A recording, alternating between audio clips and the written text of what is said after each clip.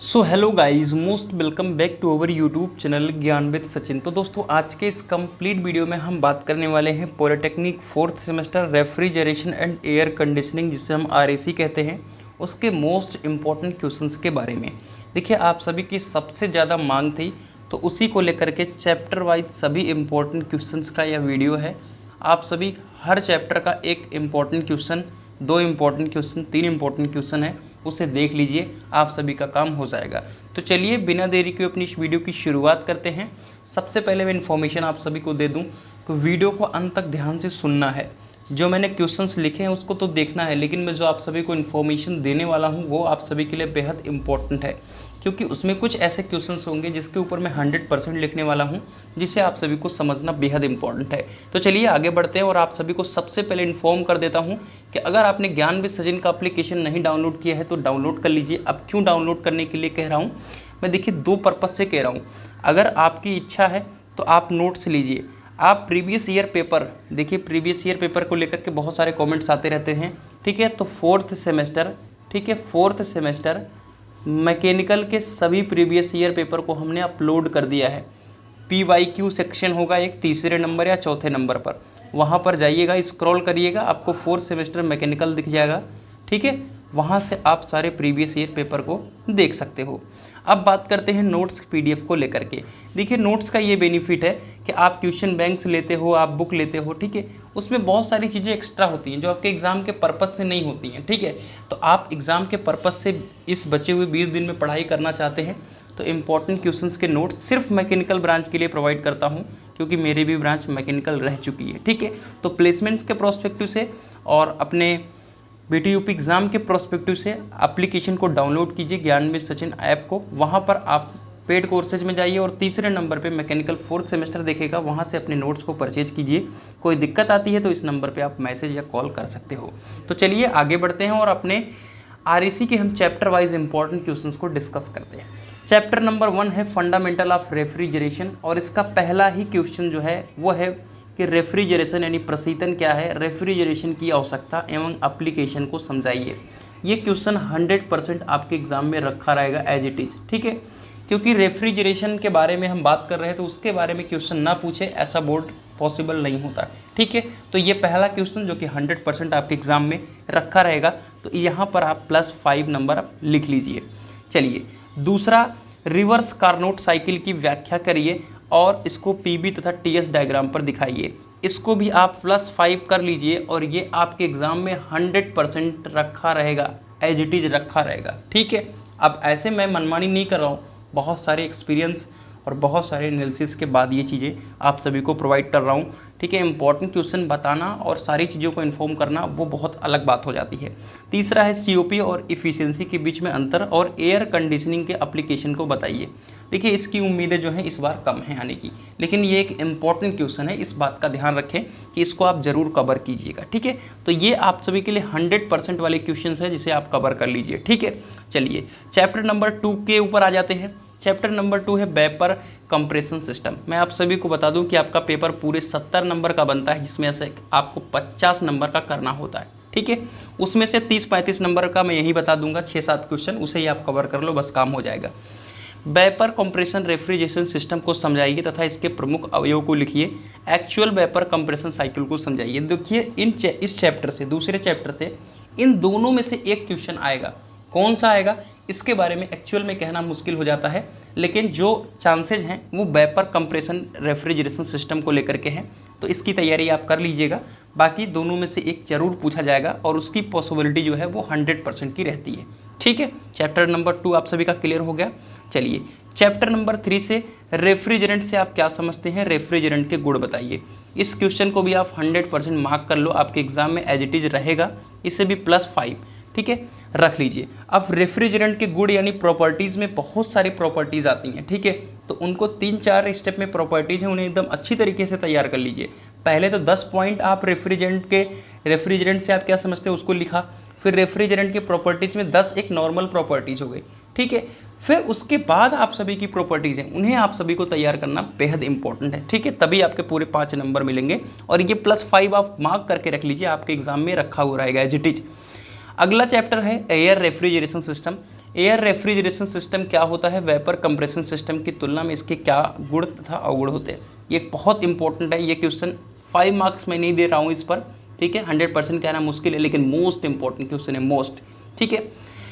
Air refrigeration system में well कॉलेमन cycle को चित्र बनाकर समझाइए। ये भी काफ़ी इंपॉर्टेंट क्वेश्चन आप सभी के लिए रहने वाला है, तो इस क्वेश्चन को भी आप तैयार कर सकते हैं। और ऊपर एयर रेफ्रिजरेशन सिस्टम की जो चांसेज हैं वो आप 100% के तौर पर रख लीजिए, ठीक है। ये भी 100% एग्जाम में आप सभी के आने वाले हैं, ठीक है। Boot strap air refrigeration system को समझाइए, तो इसको लिए भी 100% आप एग्जाम में मान सकते हो। इन दोनों में से एक क्वेश्चन आएगा, तो इसके लिए हम +5 मार्क्स यहाँ पर जोड़ देते हैं इन 2 क्वेश्चन के लिए, ठीक है। इन दोनों में से एक क्वेश्चन ऊपर वाले में से या इसमें से एक क्वेश्चन आपके एग्जाम में एज इट इज देखने को मिलने वाला है। चैप्टर नंबर 5 है वेपर एब्जॉर्प्शन सिस्टम, ठीक है। इसमें आपका simple NH3 vapour absorption system आता है और घरेलू इलेक्ट्रोलक्स रेफ्रिजरेशन सिस्टम, ठीक है, ये आता है। और क्वेश्चन नंबर 3 है आपका सोलर रेफ्रिजरेशन सिस्टम, ठीक है। तो आप सभी को मैं बता दूं कि इन दोनों क्वेश्चन में मैं एक बार कंफर्म कर दे रहा हूँ, ये क्वेश्चन और ये क्वेश्चन दोनों एक ऐसा क्वेश्चन है, इन दोनों में से एक क्वेश्चन 100% आपके एग्जाम में रखा रहेगा, एज इट इज रखा रहेगा, चाहे सोलर पूछे चाहे घरेलू इलेक्ट्रोलक्स पूछे। लास्ट ईयर दोनों पूछ लिया था, इस बार दोनों में से एक पूछेगा, तो इसके लिए भी आप +5 मार्क्स कर सकते हो, ठीक है। अगर ये दोनों नहीं पूछता है तो ये simple NH3 vapour absorption system पूछ लेगा, ठीक है।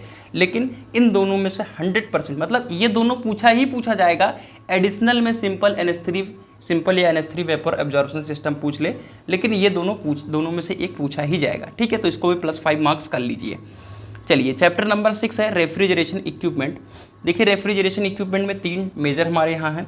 एक तो आपका कंप्रेसर आएगा, एक कंडेंसर आएगा और एक इवेपोरेटर आएगा, और एक आप सभी का आता है एक्सपांसन वाल्व, ठीक है। तो चारों में से 2 क्वेश्चन आते हैं, ठीक है।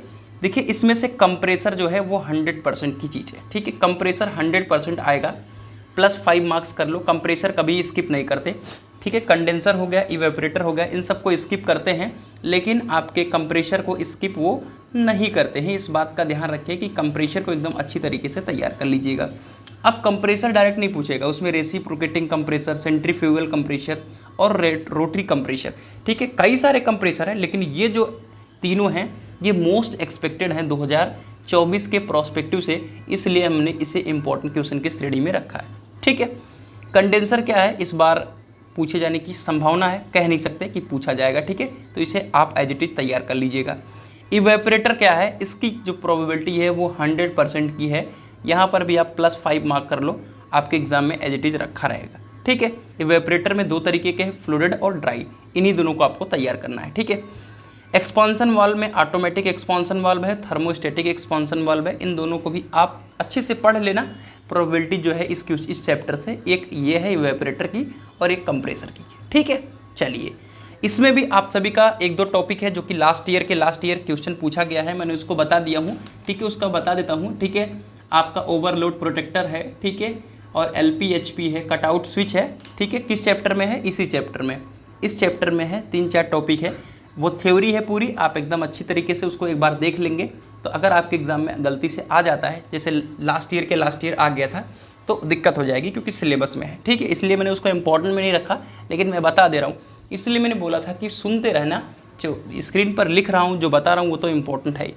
अब साइक्रोमेट्री चैप्टर और अप्लाइड साइक्रोमेट्री चैप्टर, ठीक है, इन दोनों को अगर आप मिस करते हो तो आप पूरे 20 नंबर मिस करोगे, ठीक है।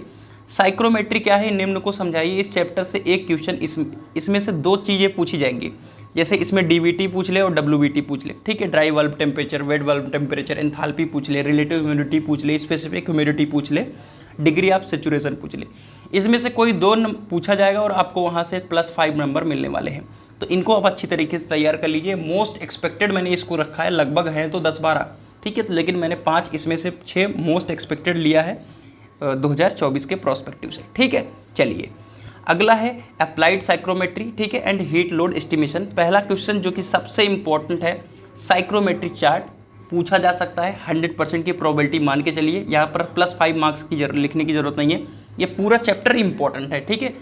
अप्लाइड साइक्रोमेट्री और हीट लोड एस्टिमेशन, ये भी 100% की प्रोबेबिलिटी आप मान के चलिए, इन्हें आपको स्किप नहीं करना है, इन्हें भी आपको स्किप नहीं करना है, ठीक है। ये बिल्कुल पूछे जाने वाले क्वेश्चन हैं, ठीक है, और इनको समझाना है आप सभी को, ठीक है।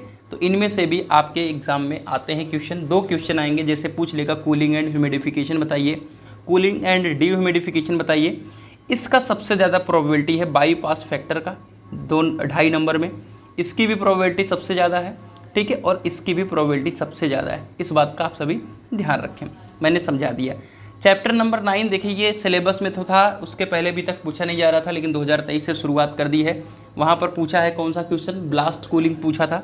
तो इन्वर्टर टेक्नोलॉजी है, बहुत ईजी शब्दों में पढ़ लेना। ऑटो डिफ्रोस्टिंग है, उसको पढ़ लेना। स्टार रेटिंग आप सभी एनर्जी कंजर्वेशन में पढ़ने वाले हो, ठीक है, तो इसको भी पढ़ लेना, आपका दोनों काम हो जाएगा। तो चलिए फिलहाल कैलकुलेशन कर लेते हैं कौन कौन से हैं। देखिए यहाँ पर आपको मैंने 100% दे दिया है, तो ये 5 से 10 नंबर देने वाले, इसको मैं कैलकुलेट नहीं करने वाला हूँ। यहाँ से भी 5 से 10 नंबर कैलकुलेट नहीं करने वाला हूँ। ये 1 + 5 नंबर कैलकुलेट कर लेता हूँ।